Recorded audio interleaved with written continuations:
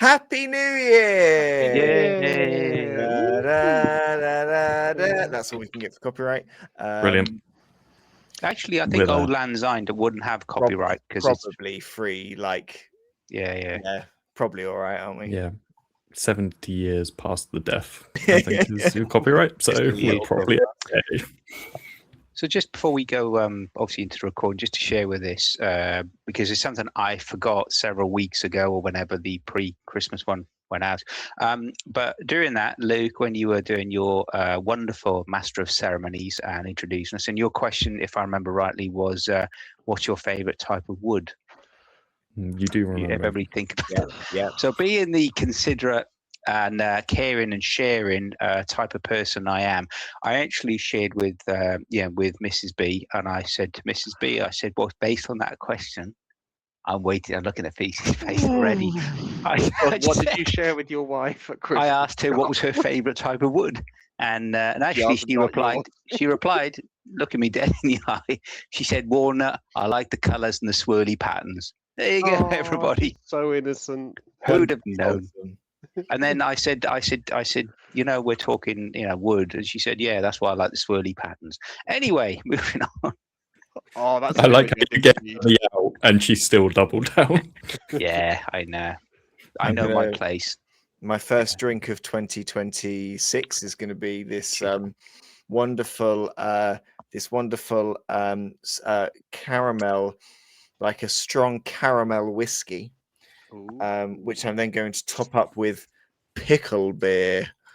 For God's sake, Chris! I was down with the pickle beer last time. Not sure about with caramel. No, not with caramelized whiskey. In sweetness there is strength, and may I say, this is delicious. And may I say, I had too many. It may be that it's my third one, and the concept of it being bad is now long gone. Your third one at 1 a.m. on New Year's Day. Yeah. Wow. Yeah. I literally, like, before we said Happy New Year, in that second, I downed 2 drinks and then said Happy New Year and then made the third. Brilliant. Okay, let's roll the intro.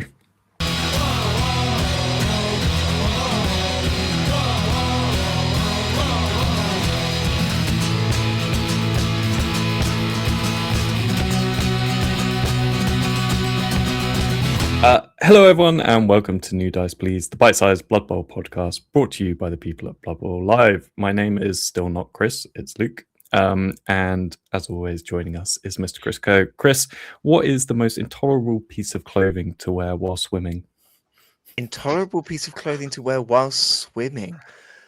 Oh, that's a very good question, because I can't think of items of clothing that I have worn while swimming, like that I've then been like, oh, this has been awful. So it's going to have to be something that I haven't experienced. So I think it would be really difficult to swim in a hockey jersey, because I think, like, part of me is like, oh, it can be quite big and baggy, and do you become like a manta ray and it like spreads out, or does it absorb all that water and just drag, floating around? So I'm going to say, wouldn't that add to your buoyancy? I don't know. The material quite breathable, so it lets the air out, doesn't it? Yeah, I wonder whether it would like soak it up and then make it. And I'm not a good swimmer. I think if you put me in a pool in a t-shirt, I mean, I drown naked. So with any clothing on, I'm going to die. So I'm going to say hockey jersey. Okay, brilliant. Thank you. Scott, we'll come over to you next. How do you feel, first of all, about not having to have the question first? I think it's incredible. I've got like at least 5 seconds to prepare a thought. So why the hell? If you just ramble enough before you give the answer, it gives you time to think. I try to, but I'm just going to rabbit in headlight modes. That's my main thing. So I think Feakes and Tom Hobble have it easy, and so do our guests who come on here. So that'll be another hot take. Yeah, for me, the clothing wear that would be most difficult to swim in would be pair stilettos. Why? Do you have experience? Well, it would be. Can't comment, but of course it would be. If you're swimming, water, yeah, so they don't you give go. you much like push. Yeah, if do you they? go down to the beach equipment hire shop, you've got your budgie smugglers, you're all ready to go, and they say, "What are you doing? I'd like to hire some snorkeling equipment, please." Okay, would you like a snorkel mask and flippers, or would you like a snorkel mask and stilettos? And I'm not talking about a pair of daggers here. I'm talking about nice patent leather 6-inch heel shoes. Yeah, you'll struggle in the patent leathers. Plus, of course, it's patent leather. You wouldn't want to take them near salt water. So it's a stupid question anyway. So therefore, let's agree they would be difficult, but move on. I'm glad we didn't start with It's you. basically like you go into a restaurant and they say, "Would you like a knife and fork or would you like a hammer?" It's No, I'd like basically a trough. Yeah, simple. now if it was an Indian restaurant, some of them do eat with your hands. That's fine. Yeah, it's fine. What do I want? Do I bring my own garden shovel and fork? For God's sake, come on. Right. But Well, after that swimming in outrageous take, stilettos, I think that would be a personal challenge as well. And the one would I accept that on behalf of the team? No. Well, at least you look good doing it. That's what it's all about. What's Luke, your clothing choice? Why are you shaking your head, Feakes? Oh, I don't even know anymore. Happy 2026, Tom. Oh, we are there. What's your clothing, Feakes? Oh, sorry, I completely missed it with all the spots still wittering on. I'm gonna go for a big pair of thick woolly socks because I've done it a couple of times where I've had to swim in just normal socks. And it's weird. It is just weird. But imagine that would absorb a lot more water at the same time and kind of drag your feet down. It's like a really bad mild irritation the entire time you're swimming. And now I feel like such a letdown after Scott's rant. So thank you. I could rant about the fact that when you do your swimming lessons and your survival awards, you used to do, don't know if they still do them, you're a bronze, silver, gold. I did it. You did, yeah. And put your pajamas on. Why? Why would I be in my pajamas? Exactly. I suppose if you're on a cruise ship in the middle of the night, or but that's one thing. But yeah, but I suppose they probably don't want loads of drowning children. Like they're not going to make it so hard. Like you're not going to go in a big thick Tom, at woolly- the time I did my Chris. bronze award, I was living 10 miles from the coast. I'm not going to suddenly get up, sleepwalk, unlock the door, get out of the house, suddenly walk 10 miles in the right direction, and go off for a paddle. Do you guys sink out of interest? Because I genuinely sink. Like we went to Antigua on our honeymoon, and I went in the water and I tried to swim, being able to swim fine in a swimming pool, and just immediately started to sink. And Emily had to rescue me out of the water, and she was like, "I've never known anyone sink like you. Like you just sink." Is that what you tried to get? To get some quality time with you. She was married. no, She was married to me I'm by that point. drowning, She was Emily, locked in. There was save nothing she me. could do. Like now it's like you better save me because here it is. He's not telling you is he also had his mermaid costume on and was sat on a rock like, oh no, Emily, save me. Should we get back to Bloodbowl? Sorry. Yeah, No, let's. talk about So, mermaids and sorry, use Luke. What are you going swimming? What inappropriate way are you swimming in? Probably something like a boiler suit. That would be pretty Oh yeah, that would suck. That would be painful. really annoying. But no, we're not here to talk about Chris's marriage and swimming or failures of UK swimming systems. We're here to go back to our usual hosts, Blood Bowl hot takes, and we will start with Mr. Tom Feakes for this one. Now, I've been trying to think about this for weeks and weeks, ever since the announcement came out, because something hasn't sat right with me with the two teams that were in the box set. And I think ultimately what GW have done has given us two nice shiny teams that are ultimately going to put more people off than are going to bring them into the game. Ooh, that's fun.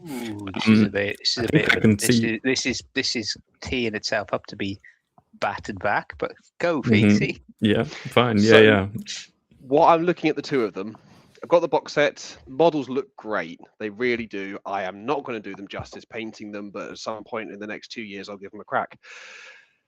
They look like really interesting teams. And as someone who's played for a few years, I can see it and be like, I could probably do something with them. If I saw those two skill sets, the two rosters, as a newbie, I'd be like, I have no idea what this team does. I have no idea what role this team is.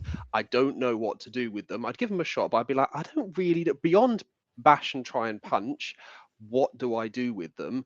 Chris, I can see your hand. Let me finish my point, and you can have your hand. My point is, when I see them both, they look like they're both control teams, which, as I've said before, it's a hard thing to try and get good at that control side of things.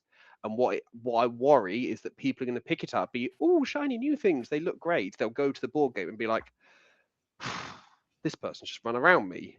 This person's just done this because I've missed position, not quite right. And or they're going to be reliant on steady footing and be like, oh, I can't roll this 6 and my players are just going down. It's like, yeah, because it's only a 1 in 6. And what it's going to end up doing is those people that got the nice shiny new stuff, they're suddenly going to be like, oh, maybe it's not for me. Yeah, I can see where you're coming from. I think the sculpts are all really, really lovely, and kind of have been. So I've done my Tomb Kings, which was really fun to paint, and haven't yet built the Bretonians.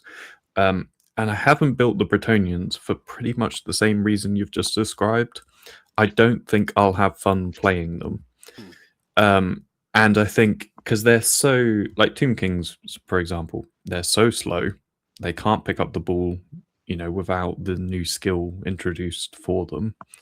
And having 4-up edge everywhere means if you make a mistake in your positioning, you are locked into that mistake, without a 50% or, re-rolling and trying to get away on that 4-up. But I can see Joe and Connor buying their Blood Bowl set at Christmas, playing a game, and then not really engaging with it as fully because that neither team necessarily rewards the kind of the big stretch play. In a way, they're both kind of quite like grindy, and you don't get those kind of amazing moments. But I mean, maybe with Dauntless, you get that block against a Tomb Guardian that you're not expecting. Chris, what do you think? I disagree, because I think when you look at, I think second edition box set was a bit odd, but if you look at the box set before that, where you got humans and orcs as your two teams, you got two teams that were very, very similar with slightly different, basically slightly different armor, but pretty much the same skills in the box. As far as a box to pick up and play, you got a lot of the basic skills that kind of teach you how that you are pretty key to the game. Like you got your blocks, you got your dodges, you got your sure hands, you got things that kind of made playing relatively easy. I think with Secure the Ball, Secure the Ball fixes the biggest downfall of Tomb Kings, which is that you have bad edge.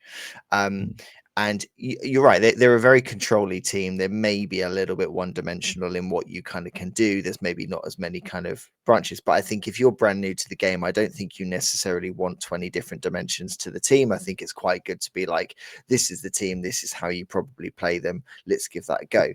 With Bretonians, I actually think Bretonians give you a bunch of things that they may not be the most fun if you've played a lot, but I think if you're brand new, they're very forgiving to, I think, some rules that people often get wrong. So for example, the linemen all have wrestle. Block is one of the biggest skills in the game, so you play your friend who's already played the game before and you can immediately counter that. Your nerves of steel mean that you have more forgiveness with remembering tackle zones when it comes to passes and catches. So if you want to play a throwing game, you can do so at a relatively average level of difficulty without having to maybe get tripped up by tackle zones. That I think is something that can catch a lot of new coaches out. Dauntless, if you suddenly forget that actually you're uphill rather than level, Dauntless gives you a level of, you got to roll a dice, but it gives you forgiveness. So I actually think the team and steady footing basically gives you a free failure if you roll a 6. So it's not free, but it's kind of the chance of a free failure. So I think actually it's the Bretonians specifically, I think, are very forgiving. It's maybe a quite high level of detail of forgiveness, but I feel like if you're brand new, it gives you, like, if you learn it kind of helps you with some of, I think remembering what block and dodge do, for example, I think are really easy. I think remembering how many tackle zones you're in, how many offensive and defensive assists you've got, I think that's more challenging for a new player. So I think the team helps that side of the game. Sorry, Tom. Go on. That's right. I was going to say, I can see what you mean, but what then happens with that coach that then tries a different team? I think that's just part of learning the game, isn't it? No, Because it like, is. you get It the is. forgiveness early on, and then you eventually learn how to do it, and then you're in a better position to pick up a team that doesn't have those skills. So yes, but if they then pick up that team and go, "Oh, what I was doing wasn't working," and it's annoying. I think my point is, what we'll do is there'll be more players, and they'll go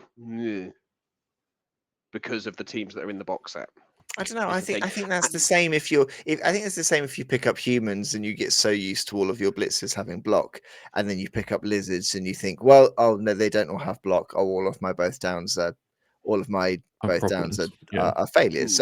So I think it's the same level of learning. I think they've just protected, Bretonians protect you against a different kind of forgetting a rule than humans do. They both do a very good job. I think Bretonians protect you against something that is more difficult to remember. And maybe we're coming at, obviously, because we're all relatively experienced with it, but we're coming from it having played previous seasons and no rules that way.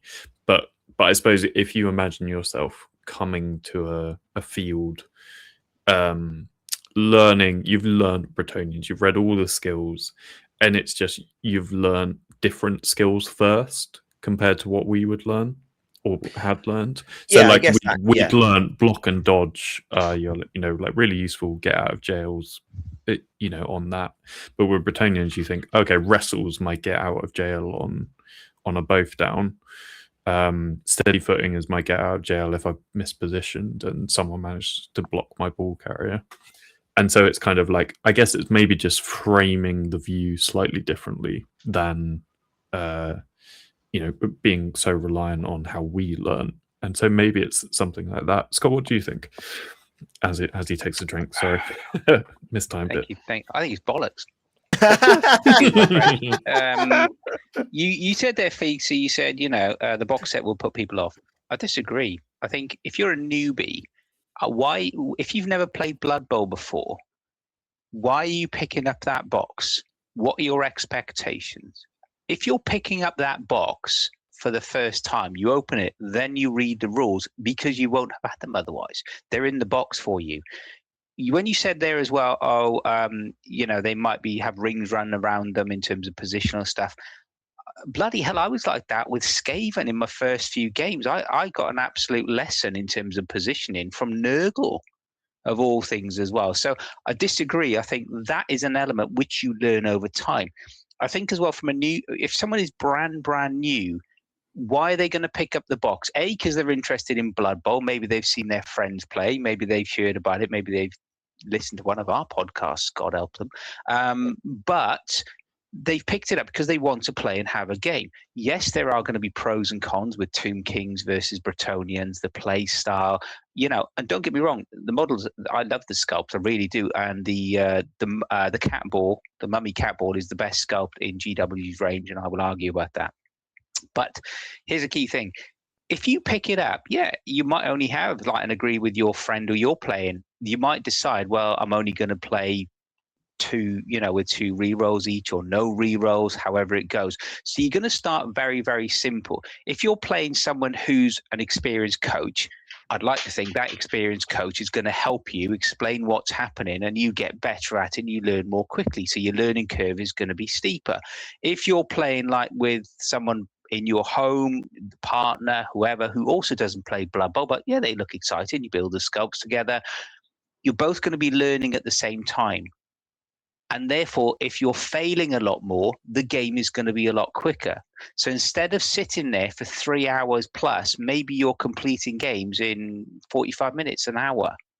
And that rate of learning is therefore, going to be exponentially quicker as well. So I think when you say that, you made the comment earlier, I have no idea what this team does. I think you could argue that if you're brand new, whatever team you pick up, I picked up Skaven because I liked them aesthetically and I liked the lore. And from what I was at the time, it was Warhammer, now the old world, and just moving into AOS. And I just like that insanity of Skaven. They're glass cannons; they can kill themselves or they can not. So that had always appealed to me. And I think I don't think it's going to put people off. I think the box set and the way it's been marketed, and the way it's got hype from our community, I think it's going to actually encourage more people. And hopefully, if our community is the sort of people I think they are, hopefully they're going to encourage those people to stay as well. I think you've ended on a good point there, Scott, because a lot of it will be about the community encouraging people how to go. I think my worry is not that it won't bring people in; it's that it won't retain people. I think just hearing what you're coming from, because I do understand your comebacks over it. I think it's that I've now got the box set and I've gone. But it's 90 beyond quid, the models looking great. But you know what you like and don't like in the Blood Bowl world. For someone brand new, they have yet to make those choices and decisions. And if, let's be honest, if you're going to spend 90 quid on a box set, you're recognizing it's not going to be an overnight sort of gimme. It's not going to be an instant. Yeah, you can put them together and you can have you can play in plastic and do that, and that's okay. I'd like to think, the challenge is for us and the community. How do we take those people? How do we give them the space, the opportunity to join our community and increase the numbers? That's what my concern would be. I think I'm not going to backtrack, but I think I can, thinking about it more, understand where Feakes' thought process is on this take, though. Yes, two of you. I can understand where he's coming from. That doesn't mean he's right. I still think it is a really good box set, but I think as someone who's played the game quite a lot, I'm looking at this as a really good box of like helping you against things that I know I used to forget and things like that. If you are coming at it completely vanilla, then maybe some of it, maybe there are things that could make it easier to get off the. There are probably teams that could be easier to get to launch with than these ones. I think like knowing the game, I'm like, if you learn with this, you're gonna be protected from some really easy trip ups earlier on. Great. Mm-hmm. If you don't know the game, I'm like, actually, yeah, there maybe are some other teams with other skills that would protect you more. So I do understand the thought. Yeah. I still think it should. I still think this is a good box to start with, but I can understand where it's come from. Yeah, and that retention is key. Two things, observations, just to share with you guys to get your feedback and thoughts. Then, one, have you spent 90 quid on another game? Because again, at the end of the day, it's a game in a box. Have you spent 90 quid on a game and not at least tried it a second or a third time? So that's the first question. And the second thing, and the second point is, you might have done, I don't know, but have you just sort of looked at it, opened the box, that's too much, I'll put it away and let it go. And there will always be people like that, like who drink pineapple cocktails and just and ruin. It was a rum with hints of pineapple. It wasn't, just to be clear, it wasn't a pineapple cocktail. It was a rum. And then the second thing as well is, wouldn't you have the same intrinsic risk about repeat rates for whatever product you sell? Whether it's, if you think about a GW product, you will always get people who buy 40k or AOS, little kids who think, daddy, mummy, gee, I love those Space Marines. I love those, orcs. I love those Stormcast Eternals. I want to buy the box. Okay, yes, you will get those people who buy the box and it's like too much and it's not appropriate, and I get that. But you will always, it's also, if you're going to invest 90 quid and that much, I'd like to think that people who are buying it at our level, so with a bit of disposable income, or realistically are picking it up with age appropriate, will buy it because they want to engage in it, they want to come back, they want to be part of the bigger community. Yeah, So and think about the other to gaming summarize, systems as well. I think Tom is probably right. There is a risk in isolation that it could not stop people wanting to learn more. But you will always get a natural failure rate. I think the emphasis is, as a community, I think we can do our part to get people excited and say, which bits did you like about this? How can we, guide you into a new team or a new way of playing? And I think that's probably the takeaway, is that we want to basically promote a good community, which I think we all do. Absolutely. And I think Blood Bowl is probably one of the best for its community that I've played in, and everyone kind of helps one another and guides people when they need it. So you look at repeat rates, Luke, and if you look at repeat rates. Oh, I don't want to be looking at those. Chris, you need to bleep that. Sorry. If you look at repeat rates of consumption within products, you will always get a natural level of people who try, don't like, and leave that product. If, for example, to take the other degree, if there was a particular supermarket who launched a pineapple flavored cocktail, I can guarantee there'd be at least 75% of this particular audience who would might try it, but probably would never go back. And I can guarantee there'll be 25% of this audience right now. There'll be 25% of this audience who would absolutely be stocking up his garage. I think 50%. I think I could get Tom Feakes on board. Oh, I'd be on board with that. There's 50% there. Okay. Well, thank you, Tom. Clearly you've upset everyone, so clearly a hot take. That is a certified hot take. I have to say. That's a good one. Let's go to Scott now. What is your your first hot take of this Christmas? No, New Year period. New Year. We're 2026, Luke. Remember? Tell me a hot take. It's 2026 already. Who'd have thought?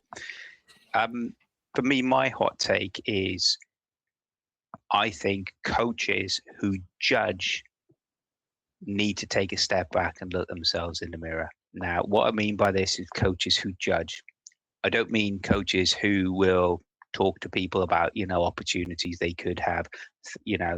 When we encourage within the community, we all learn, and we've all played other people, and we all do it ourselves, is just explain to people there were opportunities you could have thought of, because everybody plays Blood Bowl slightly different. You see patterns in the play, you can do the movement slightly different.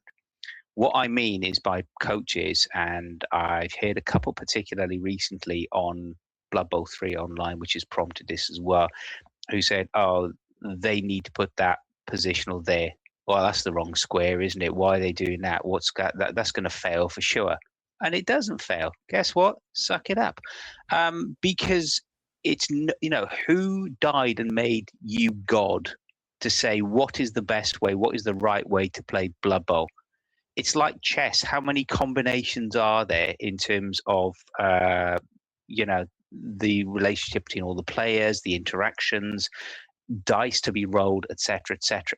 So for me, it's about coaches who not helping, not supporting, not taking the attitude of you could have done that, or think about this next time, or just keep this in the back of your mind, because that's how we all learn as coaches. But people who judge and think, no, that's wrong, because they can only see it how they see it, and they think that's wrong. And so those people, coaches who judge basically and can only see their perspective, you need to take a look at yourself in the mirror. That's what I would argue. Yeah, and I think I'm going to struggle to disagree with this one, where I think I think thankfully it's not often in-person interactions that this happens on. It is primarily online, and I think I've joined some of the bigger Blood Bowl Discords and things, and after reading some of the chats and how people are talking to each other, or like how people are telling people how to play, not giving advice, telling them, I just never would ever want to interact with that person or individual ever. Like, why would you want to engage with someone who is responding like that? And it is very much I know best, therefore this is the only way, and it's that kind of toxic gaming online mindset, which I think we don't really. At least in our local league, I wouldn't say there's anyone who's like that, which is so nice. And but again, it's like that player retention and things. If your very first interaction is this is how this person I admire responds to people, why would I not interact the same way? It kind of opens up a whole like problem and ethos and community where we're not helping each other. We're saying I'm best. This is what to do. Chris, you look like you're about to say something. Yeah, I think there's a kind of unique position that we're in, that we straddle a bit of a line between Blood Bowl 3 online play and tabletop, in that we stream a lot of games from the ADBBL. I think from what I can tell, and I'll be happy to be corrected, we probably stream, when league is running, more kind of regular tabletop games than a lot of other leagues out there. And it means that you do attract the same, you do attract to a degree the same level of watching a Twitch streamer play Blood Bowl 3 online, because it is kind of effectively the same thing. You're watching the pitch, you're watching people do. And I have, we've been doing that for since season 5, so 5, 6, 7, 8, 9, 5 seasons worth of live streams that we've been doing. And I will now absolutely not have Twitch. I will have Twitch open on my phone as someone who helps organize it, to make sure it is running. I will not look at that chat and look at what people are saying about my game, because I think you do get, and I don't think it ever comes from a bad place. I think is really key. I think it comes from a place of, it comes from the same place as if you're watching a football game with friends and you're like, oh, what, why do they do that pass? Why have they made that substitution? It comes from the same place. It's not necessarily meant with that negative intention. The difference is you will often, and particularly with us, you will often know the people playing. You will know what they're doing. You may know how good you think they are, or how, you may now know more about them. And it is, I think it can be very challenging as a player to kind of read that and see like, oh, why didn't they do this? Why aren't they? I've had games before where I've been like 3-0 down, and I've looked at it and it's been like, why is he not playing more aggressively? And I'm kind of sat there perfectly happy with how I've approached the game, but then you kind of start to doubt it. So I don't think it always comes from a bad place, but I would agree with Scott that like there is always a way to comment on what someone is doing. There is always a way to approach it if you think someone's doing something good or bad. And I'm not going to pretend to have been perfect at it. I have shouted at Tom Hoffel before about the number of dice that he rolls in games, and I will continue to do so. But there is a way to coach, and I think it's the difference between coaching and judging. I think that's the key definition. Yeah. Is judging someone and just commenting on what they've done wrong without any intent to say something that may help that player in the future is just not really necessary, because it's a game. Like if you feel like you want to help them, say something, be constructive, and quite often judging falls short of being constructive. Yeah, and I think it's that judging for me. Sorry, Luke. I think it's that judging for me where, you see it actually, you do see it with certain pundits on football matches or sports matches, where the pundit will say, oh, the coach is doing that wrong, and this is how they should do it to fix the match. And the coach does something opposite and then wins the match anyway. It's just because people think differently and see the game differently, which is why it makes it as a participant in the community, it's such a great thing. we don't all think the same. We're not all pre-programmed. There are no like Queen's Gambit openings. There's nothing like that. Everybody has the basic setup. Differently how to do. If you want to do an offset, if you want to do like a line defense, which is seemingly, getting into favor at the moment. However you do it, whether you do column, whether you do line, whether you do zonal, you have different ways of playing based on the individual. But it's those people who will go, oh, they've moved that person from there. Well, that's wrong, isn't it? They should be in that square over there, or they should have done that first. People will do it differently. Yes, there is more, there are optimal ways of doing things, and coaching is fine, and coaching is supporting. And Luke, you made a great point about online. I've learned an incredible amount online, just watching other players and listening to other coaches online, how they do it. And there are certain coaches who can see plays and patterns developing. A couple of people in particular, if you watch Olivier Dulac and even Davo, Davo can see a surf, from half a pitch away. Olivier Dulac can see chaining in the most wonderfully obnoxious ways in terms of how he works them out quickly, and they can see that. And it's something you watch, you learn, but it's always done in terms of see this, think about this. This is how you can learn from it, rather than watching you've done something wrong there.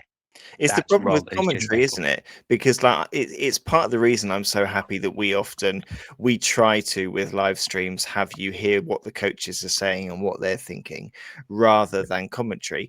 I've got nothing against sort of people who will do streams and will commentate over games that they're playing or games that they're watching. I've got no issue with that.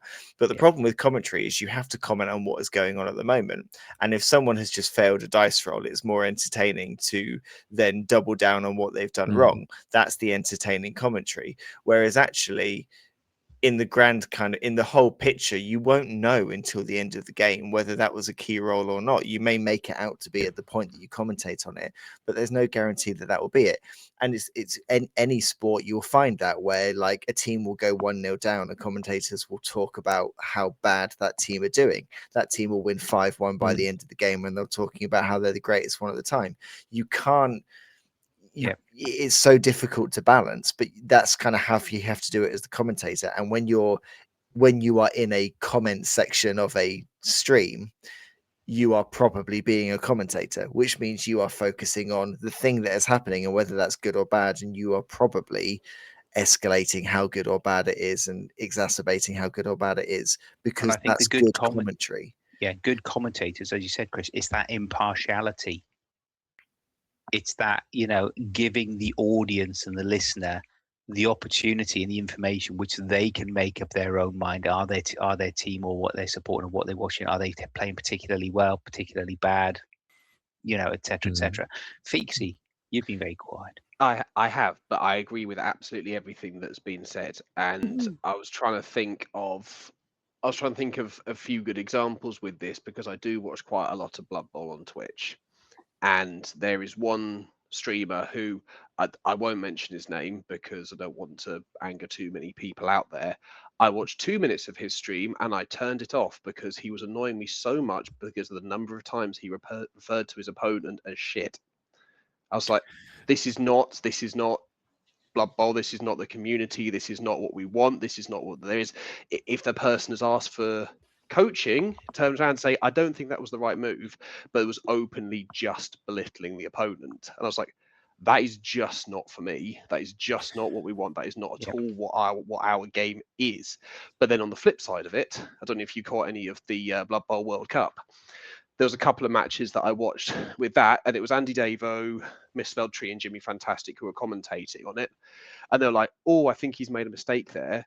But then they was like, oh, no, he's worked it out. Oh, that's brilliant.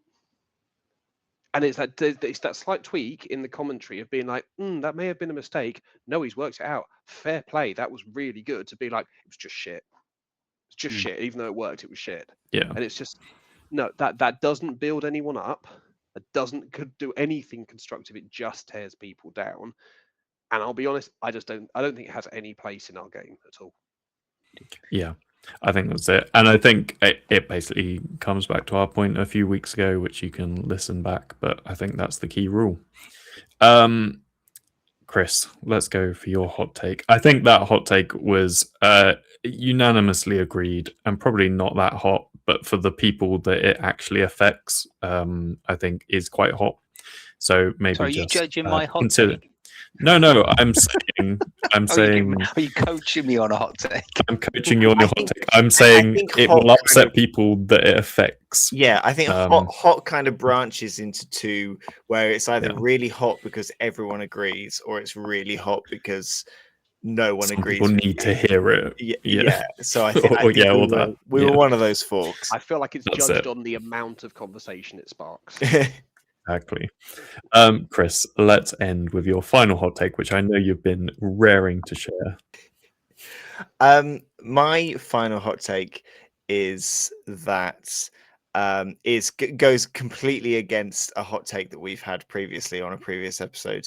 A counter and- hot take. Yeah, and it is that League Blood Bowl is the pinnacle of Blood Bowl, and tournaments are just practice. And I I'm here for know it. so many people are going to disagree with me. Yep. Because I know so many people who use League as practice to go to tournaments, but League is the pinnacle. Okay, Tom, what do you think about this? Sorry, Chris, are you saying league is pinnacle, or are you saying tournaments are pinnacle? League is where you should aim to have your success, and tournaments help you practice for that success. Now, I agree, but I could understand why 50% of the Blood Bowl community wouldn't. So can I. I can understand Mhm. why people will disagree with me. I can understand why people are wrong. Yeah. I can understand their mistake because it all depends on what you're doing it for. Exactly. Like for me, and I think you're the same as me, Chris. It's the slow development of the team. It's the taking the same team to multiple matches and being like, I'm going to tweak my play slightly and be like, okay, this didn't work, so I'm just going to try being this tiny bit more aggressive with this team and see if it works. Fine, didn't work. All right, let's go again next round and see what works. And you build that slow confidence with it. The tournaments, fine, but they are high pressure. They are high. You have 2 hours, boom, gone, done. I love a good tournament. I really do.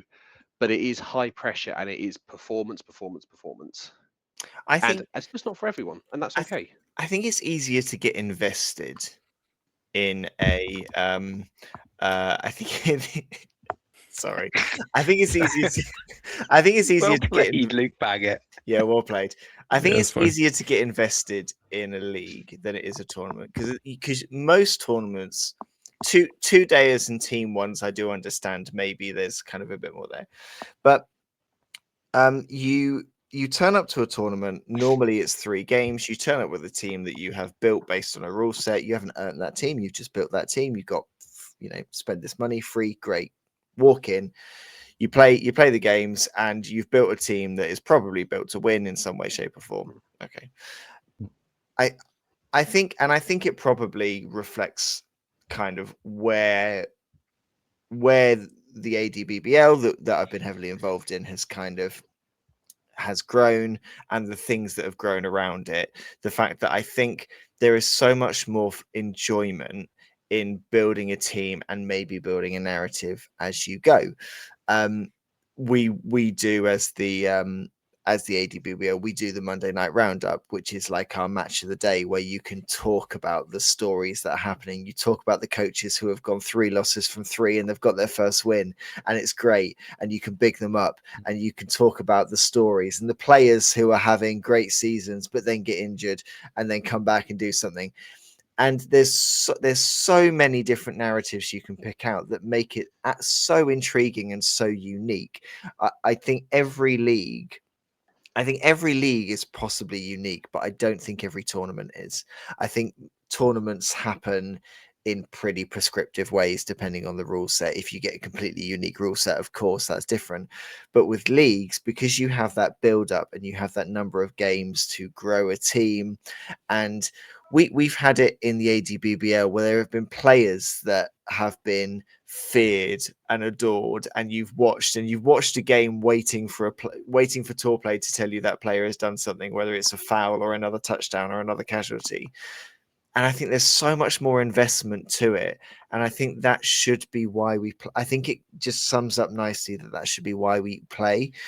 You know, we should play this game because we're invested in it and we enjoy it, and I think there's so much more avenues of enjoyment, because to me the enjoyment in a tournament is you're going for one of 6 prizes, whereas the enjoyment in a league could be that I think there's enjoyment in a league where you lose every game and then you get to playoffs and you go on a run.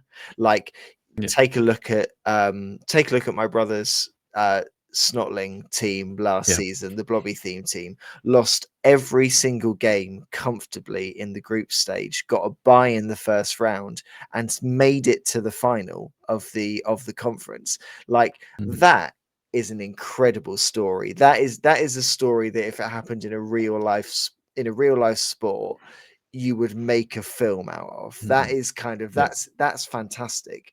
You just don't get that in tournament play. I don't think you get that level of it.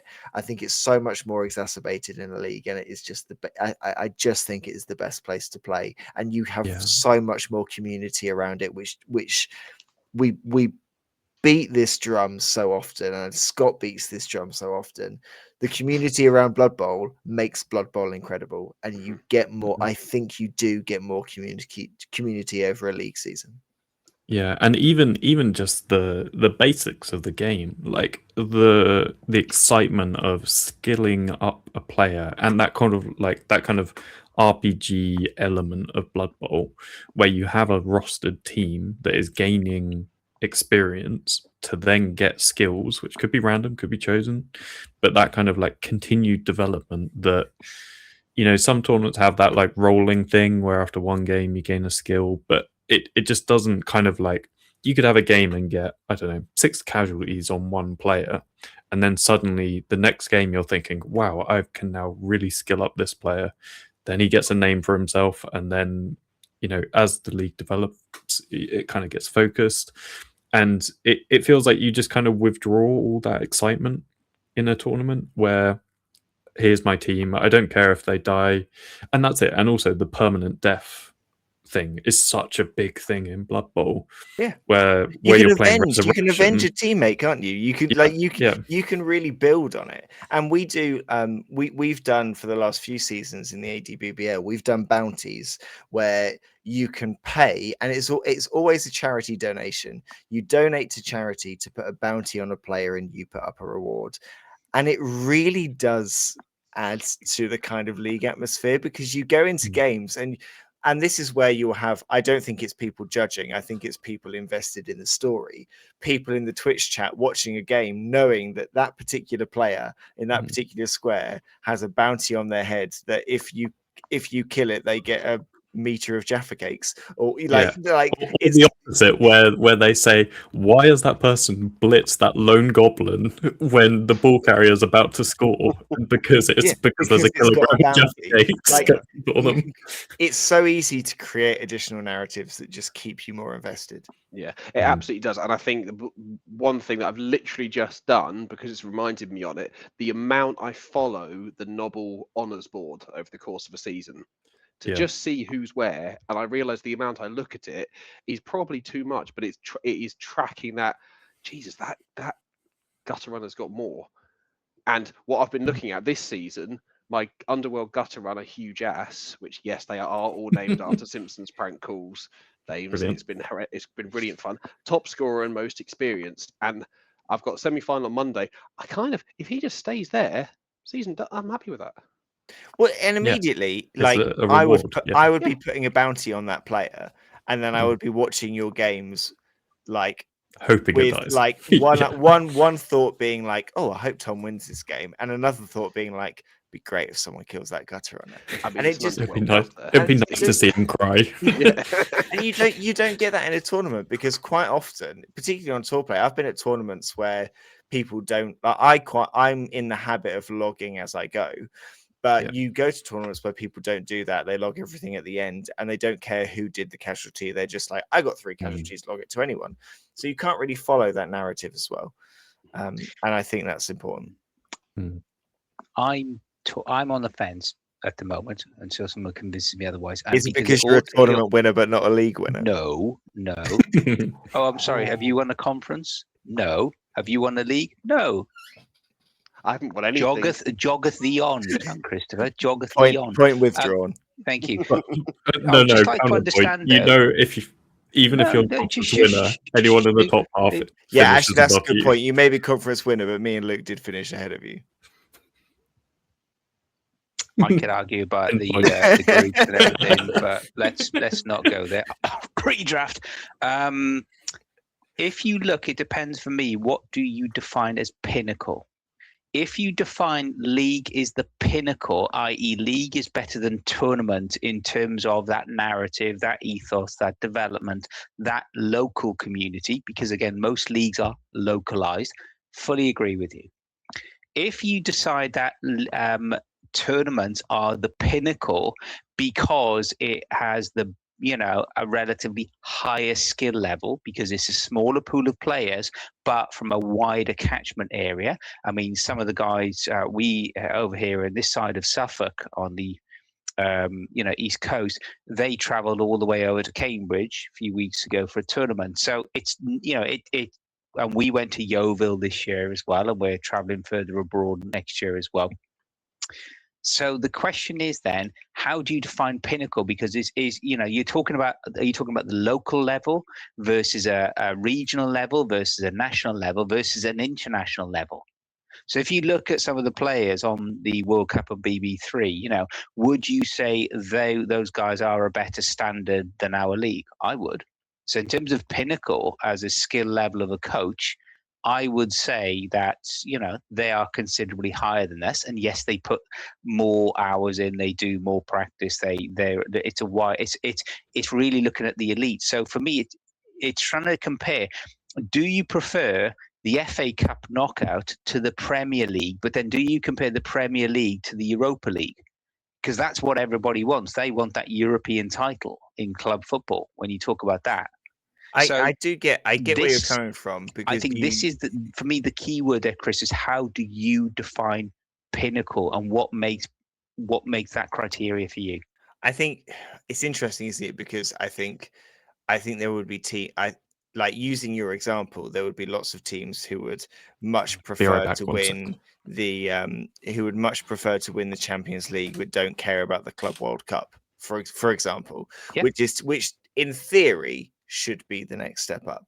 I think maybe if there were more tournaments, that what I would like to see is tournaments that were equivalent to Champions League. So I would love, for example, we've got the East Anglian Tournament Series starting up which looks at all of East Anglia. Within East Anglia, there are various leagues. There's the Ipswich Bloodbowl League, Southwarks and Dragons. There's up in Norwich, there are a couple of leagues. There's leagues dotted around. I would love a tournament where you take the league team that you have built and you go to the tournament and you play just a standard tournament as your league team. I think I think I maybe appreciate a coach's skill based on how they can grow a team more than if it's kind of like it's the difference between playing playing FIFA career mode and starting with Forest Green Rovers and taking them to the Champions League title compared to playing a friendly where you both start with Real Madrid and Man City. It's kind of like it's the difference between building that team and being given the team and what can you do with it. And I think I value a coach who can build an incredible team more than I value a coach who can win with a team that they have just basically been given. And I think that's probably where I'm coming from. Thank you. You're welcome. Let's be polite on this New Year's Day broadcast. Yeah, we'll all be friends here on the 1st of January 2026. By the 2nd of January. It is the 1st of January 2026, Chris. No need to clarify. Well, there are 3 outrageous hot takes that we've probably talked around and upset a load of people, which is probably the point, I think. So we did it. Well done. I think we can round off. So, Tom, would you like to tell us where people can go and see more of Blood Bowl and New Dice, please? You are just an agent of chaos, Luke. Yeah, come on, Tom. Do it. What is Making this? people get more Blood Bowl hot action. Oh, oh God! You say it like that, Chris. Save that for the Blood Bowl After Dark, which I'll be hosting at some point. You'll love it. So you can find more hot Blood Bowl action over on Twitch and also on YouTube under Blood Bowl Live. End of this month, there will be more live Blood Bowl coming from the ADBBL, so keep up with that. That is the end of this month. It is the end of this month. I don't know why we're clarifying this. It's clearly January already. So stop it. You'll also find us on Facebook and Blue Sky and Instagram under Blood Bowl Live. And then you know what? Who am I going to pass this over to? Seeing as you've been such a chaos gremlin, Chris, I'm going to pass this over to you.